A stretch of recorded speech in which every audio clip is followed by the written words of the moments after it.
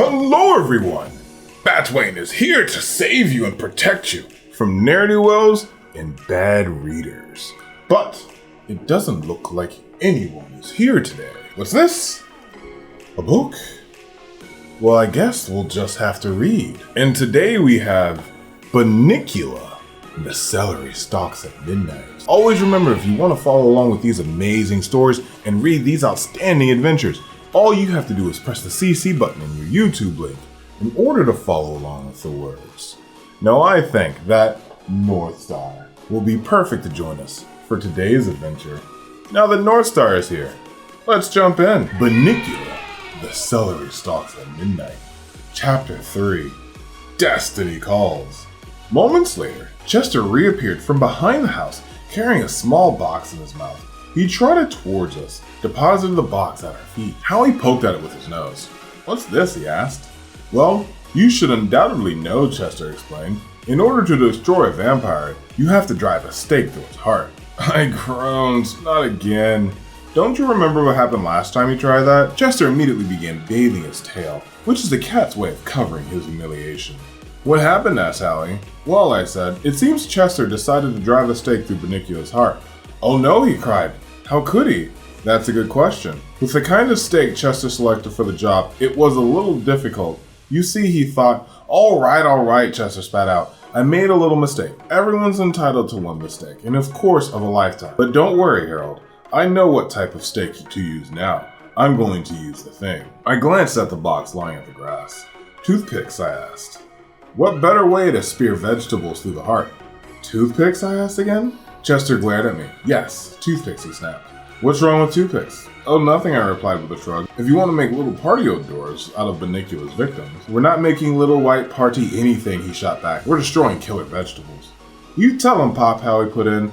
I gave him a look. "Sorry, Uncle Harold," he said. "We're going to find Bunnicula, bring him back home where he belongs, and save the people in this town from his evil ways." Okay, I said. I agreed to go along, not because I was convinced that the townspeople were really in danger, but because I was worried about poor Bunnicula, out there all alone in the world. If anyone needed saving, it was him. "Can I carry the toothpicks, Pop?" Howie asked. "Sure, kid," Chester said agreeably. But first, he selected a toothpick from the box. With a sudden huge lunge that made Howie and me jump, nearly speared the white meat lying at our feet. We gazed for a moment at Chester's handiwork. "Whew! I'll bet that hurt," Howie said, shaking his head. "Looks like a dwarves to me," I commented. "Well, now that the critics have been heard from," Chester said, "perhaps we can move on." He lifted his head and, with an air of great importance, began to swagger down the street. "Howie," he called over the shoulder, "the toothpicks." "Right, Pop," Howie called, picking up the box with his teeth. I fell in a step behind them, and off we went. We walked for blocks. Cautiously, we peered into every driveway, every front porch, every open garage we passed. However, nowhere did we see anything out of the ordinary. Indeed, all over town, people seemed to be going about their lives as usual. When, at length, I suggested Chester that we do the same, he drew up short and looked me straight in the eye. "Nonsense," he exclaimed. "This is not a day for ordinary, Harold. We can't turn back now. Destiny calls." "Harold!" a far-off voice called out suddenly. I jumped to look at amazement at Chester. "Did you hear that, I guessed?" Chester nodded. "Chester," the voice cried. Chester's eyes nearly popped out of his head as he looked wildly behind him. "Could it be?" I asked. "Is Destiny calling?" "I don't know," Chester stammered. "Harold!" Chester, the voice called again. This time it seemed nearer. I could feel my knees starting to clear. Howie ran over and took refuge behind my legs. He looked out sheepishly. It was then that I turned and saw the familiar figure jogging up the sidewalk. "Chester," I said with a sigh of relief. "Look who's coming." "Oh no," he groaned in recognition. "Hello, Max," I said, approaching the bulldog. I noticed he was wearing the white turtleneck sweater I'd last seen him in. Chester and I had met Bax at Chateau Bow Wow, the kennel where we'd been boarded when the Monroes went on vacation. "Hello, chaps," he said jovially. "I've been calling out to you. How have you been? Out for a little exercise?" "Something like that," I said. "Want to jog?" he asked. No thanks. Do you live around here?" "Just moved in a while ago," he replied. "My family used to live on the other side of town. That's our house over there," he nodded over his shoulder. "How do you like it?" "Well, it's bully except for..." He mumbled something that sounded like next door and pawed at the ground. "Well, Max, it's been great chewing the fat with you," Chester said abruptly. "But we've got a mission. We're on no time to waste." "Oh, really, Chester? And what, may I ask, are you up to?" "We're in search of white vegetables. Seen any?" Max gave Chester a puzzled look, then shrugged. "Well, I don't know what you want with them, but yes, I have seen some, as a matter of fact. Darndest thing got up this morning, went to dig up a bone I'd buried in the garden last week, but what do you think I saw? Howie dropped his box of toothpicks. The early bird getting the worm, he asked? Chuckled Max. Clever little whippersnapper, isn't he? No, young fellow. What I saw is white vegetables, Chester finished his sentence. Right on the money there, Chester. There they must have been lying there, at least 3 or at least 4 lying about in the garden. Max turned down the corners of his already turned down smile. Guess so, he said. I don't know where they'd gone. Right, said Chester, let's go. That house over there, you say? That's right, Max replied. You want to join us, I asked? No thanks, Harold, old boy, Max replied. I've seen enough adventures for one day. If it's all the same to you. It was then that I noticed Max's face was covered with scratches. What happened to you, I asked? At first he didn't answer. Then, gazing off into the distance, he growled softly.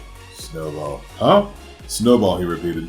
Then, almost in a daze, he wandered off down the street, muttering something to himself under his breath. That was strange, I thought to myself as I trotted to catch up with Howie and Chester. But then, Max always seemed particular. I wondered what he meant by Snowball. I rounded the corner of a big yellow house Max had indicated that was his to find Chester and Howie already making stabs at what looked like a large white rutabaga. Their toothpicks kept breaking. Boy, this one's tough, Howie said. I noticed the other 2 white objects leering by with toothpicks already sticking out of them. With a great deal of effort, Chester finally succeeded in getting the rutabaga to accept his toothpickle fate. Phew, Chester said, wiping his brow. He looked around at the rest of the garden. Doesn't look as if there's any more to take care of out here. Howie scanned the garden as well. No more here, he echoed. Then he attacked a hose lying nearby. Growling, he wrestled with it, ignoring the fact that the sprinkler was over at the other end, bouncing and splashing all over the garden. Try not to leave teeth marks, I advised. Come on, Howie, knock it off, Chester said. We've got to keep moving. You can play later. He started off in the direction of the street when he came to a sudden halt. What if, he said, shaking his head. No, he couldn't have. Not in one night. Still. What are you talking about, I asked. Howie let out a yelp as water splurted into his eye. He began barking furiously at the leaking hose. Nice work, I observed. You've not only left teeth marks, you've expanded the sprinkler system. May I suggest we get out of here, fast? Wait a minute, Chester said. Howie ran up to Chester's side, no doubt seeking his protection from the attacking garden hose. I just had a thought. What if Bunnicula met up with one of his own kind? You know how they multiply, Harold. Well, I don't really, I replied. But if they're like everyone else these days, they would probably use those little pocket calculators. I would, except my paws are too big. I hit all the numbers at once, so I have to do it the old way, and I never could get the hang of it. Let's see, 4 times 6 is 18. Where's the 32? Or Chester bopped me on the nose with his paw. Ouch! Not that kind of multiplying, you twit. Oh, I'm talking about reproduction. I was aghast. Shh, not in front of a child. Oh, it's all right, Uncle Harold, said Howie, who'd overheard the whole conversation. I know all about that stuff. And Papa's right. Really? Rabbits really do multiply like crazy. Right, Chester said. Let's hope we're not too late. Come on. Wondering how it was that Howie knew so much more about reproduction than barbecues or garden hoses, I lumbered off behind Chester. I was lost in thought. I didn't even hear him when he began yelling. It's him! I made out at last. It's Bunnicula. Harold, get over here. I ran to join Chester and Howie, who were huddled behind a bush. Chester was looking the direction of the house next door. There on the porch railing perched a fluffy white animal. A shadow fell across it, so I couldn't completely make it out, but it did look an awful lot like our missing rabbit. Grab him, Chester commanded. You're the only one who can do it, Harold. Get him in your teeth and carry him home. Oh, Chester, I protested. You know how I hate getting fur in my mouth. Besides, he looks peaceful lying there like that. Couldn't we come back and get him later? Later, Chester fairly shrieked. Don't you understand, Harold? Later may be too late. Get him now. He pushed at my hunches and I set off towards the porch. Get him, Uncle Harold, Howie cried. With a great leap, I grabbed the sleeping rabbit in my mouth and took off down the street. That's it, Uncle Harold, I heard Howie call behind me. Take the bunny and run. I'm sorry, Bunnicula, I thought. I really didn't want to do this. Hopefully you'll sleep through the whole thing when we get home. I'll tuck you into your nice little bed in your little cage and you'll be all nice and cozy, and that's when I heard the woman scream.